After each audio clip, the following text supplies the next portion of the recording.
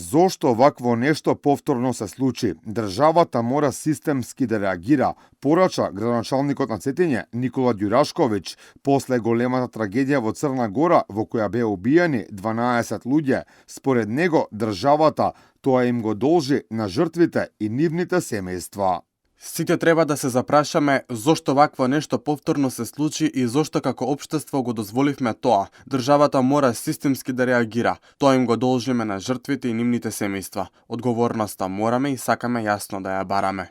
По масакрот на 1 јануари во Цетиње, денеска беше одржана комеморативна седница во чест на жртвите. Градоначалникот на Цетиње Ѓурашковиќ истакна дека со тагата која ги обедини сите се собрале пред еден од најтешките предизвици која погодил заедницата. Уште една незапамтена трагедија го погоди Цетиње и Црна Гора. Загубата на 12 животи не остави во шок и неверување. Особено боли загубата на двајца ангели, символи на невиноста. Оставија празнина во нашите срца. Единствено што можеме е да изразиме искрено сочувство на семејствата и да им помогнеме во нивната болка.